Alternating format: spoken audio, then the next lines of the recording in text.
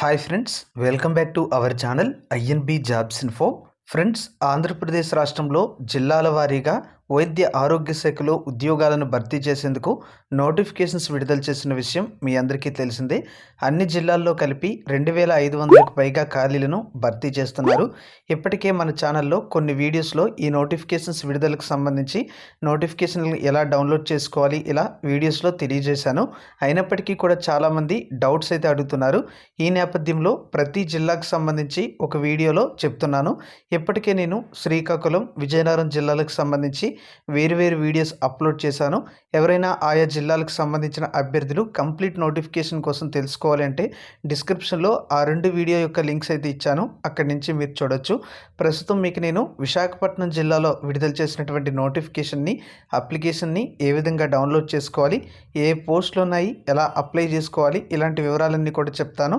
కాబట్టి వీడియోను పూర్తిగా చివరి వరకు స్కిప్ చేయకుండా చూసి అర్హత గల అభ్యర్థులు జిల్లా వెబ్సైట్ నుంచి నోటిఫికేషన్ మరియు అప్లికేషన్ని డౌన్లోడ్ చేయండి. దీనికోసం డిస్క్రిప్షన్లో ఇచ్చిన లింక్పై క్లిక్ చేయండి. ఏ జిల్లాలో ఉండే నోటిఫికేషన్ అయినా మీరు డౌన్లోడ్ చేసుకునే అవకాశం అయితే ఉంటుంది.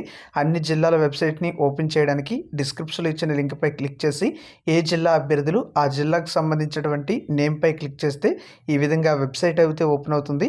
ఇక్కడ మీకు విశాఖపట్నం జిల్లాకు సంబంధించినటువంటి అధికారిక వెబ్సైట్ అయితే ఓపెన్ చేశాను. ఇందులో మీరు చూడొచ్చు, విశాఖపట్నం జిల్లాకు సంబంధించి లేటెస్ట్ నోటిఫికేషన్స్ ఏవైతే ఉన్నాయో ఆ పేజ్లోకి మీకు డైరెక్ట్గా తీసుకువెళ్ళడం అయితే జరుగుతుంది.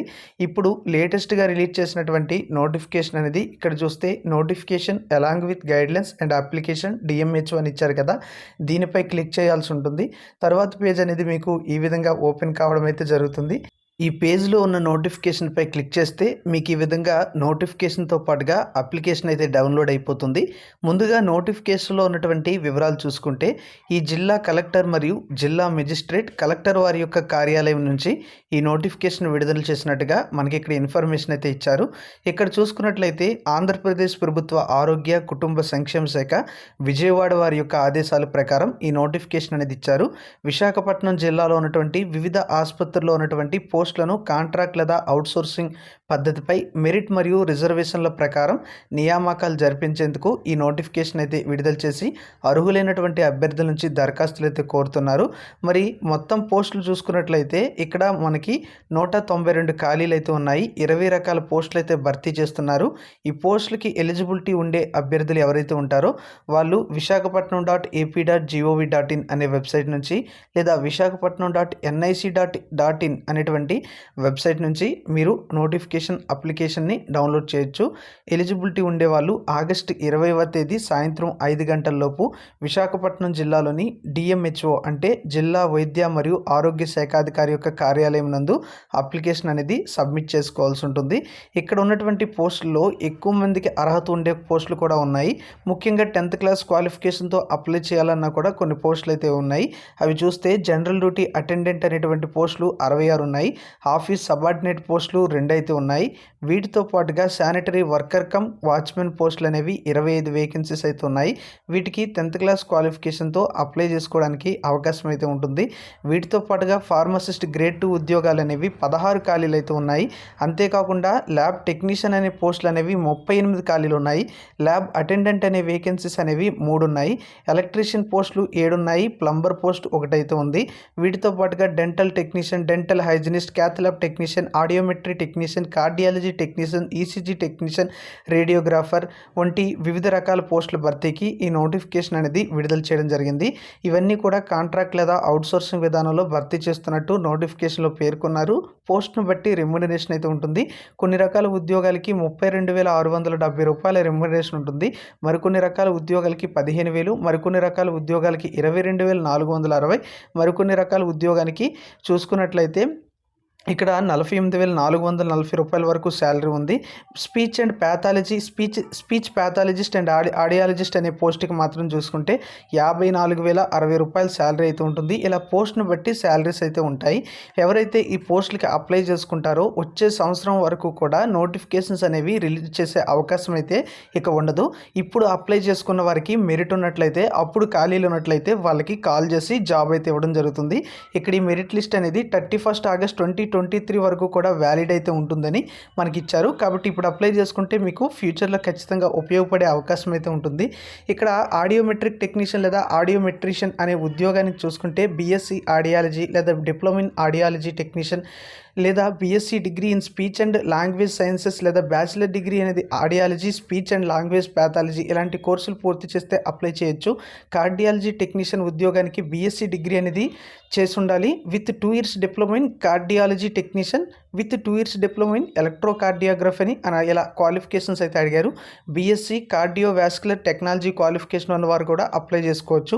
ఇక క్యాథ్లాబ్ టెక్నీషియన్ ఉద్యోగానికి కూడా అలానే డిగ్రీ లేదా డిప్లొమా అనేది సంబంధిత క్యాథ్లాబ్ టెక్నీషియన్ కోర్సులు అనేవి పూర్తి చేయాలి. డెంటల్ టెక్నీషియన్ ఉద్యోగానికి డెంటల్ హైజినిస్ట్ ఉద్యోగానికి డెంటల్ హైజినిస్ట్ కోర్స్ అనేది పూర్తి చేయాలి.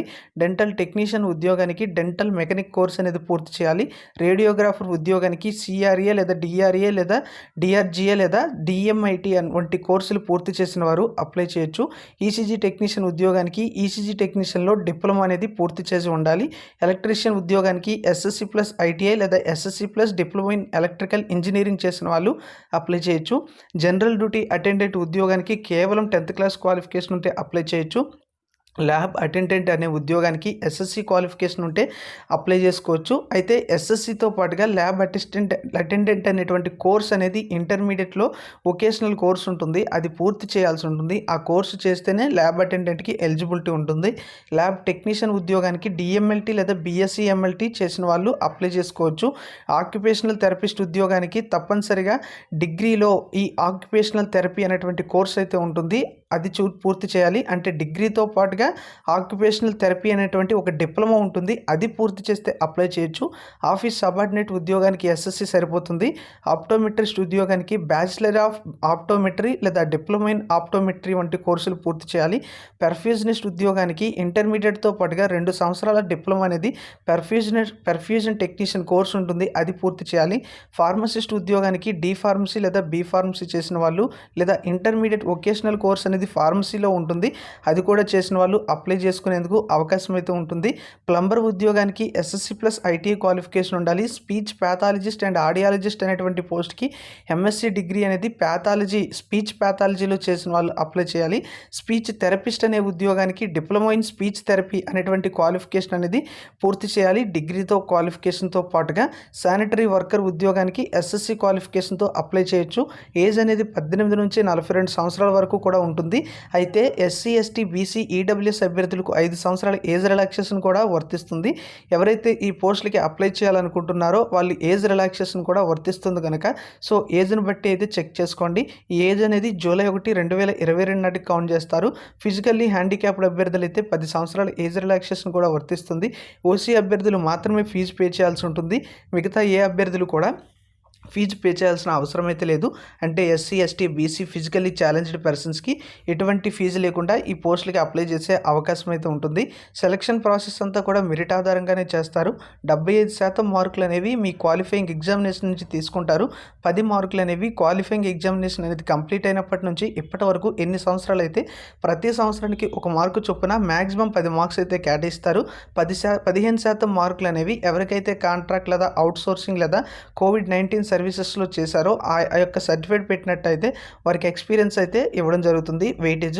అది కూడా మినిమం 6 నెలల ఎక్స్పీరియన్స్ ఉన్నట్లయితేనే మీకు ఆ వెయిటేజ్ అయితే వర్తిస్తుంది. అలా 15 మార్కుల వరకు కూడా మీకు యాడ్ అవుట్ అయ్యి ఆ సర్టిఫికేట్ అనేది తప్పనిసరిగా పెట్టాల్సి ఉంటుంది. దానికోసం ఎలాంటి సర్టిఫికేట్ ఉండాలి అనేది కూడా నోటిఫికేషన్లోనే మనకి ఒక సర్టిఫికేట్కి సంబంధించినటువంటి ప్రొఫార్మా అయితే ఇచ్చారు, ఫార్మేట్ అనేది, అది డౌన్లోడ్ చేసుకొని మీరు పెట్టుకోవచ్చు. ఇక్కడ చూడొచ్చు ఆ సర్టిఫికేట్ అయితే ఈ విధంగా ఉంటుంది, ఇది మీరు డౌన్లోడ్ చేసుకోవాల్సి ఉంటుంది. ఈ విధంగా నోటిఫికేషన్ కూడా ఉంది, చూడొచ్చు. నోటిఫికేషన్లోనే అప్లికేషన్ అయితే కనిపిస్తుంది. ఏ పోస్ట్కు అప్లై చేస్తున్నారు అనేది తెలియజేస్తూ ఫోటో అంటించి ఈ యొక్క పోస్టులకి మీరు అప్లై చేస్తున్నట్లయితే డీటెయిల్స్ అన్నీ కూడా ఎంటర్ చేసి ఇక్కడ నోటిఫికేషన్లో అడిగినటువంటి డాక్యుమెంట్స్ ఏవైతే ఉన్నాయో వాటి మీద సెల్ఫ్ అటెస్టేషన్ చేసి అప్లికేషన్తో పాటుగా సబ్మిట్ అయితే చేయాల్సి ఉంటుంది.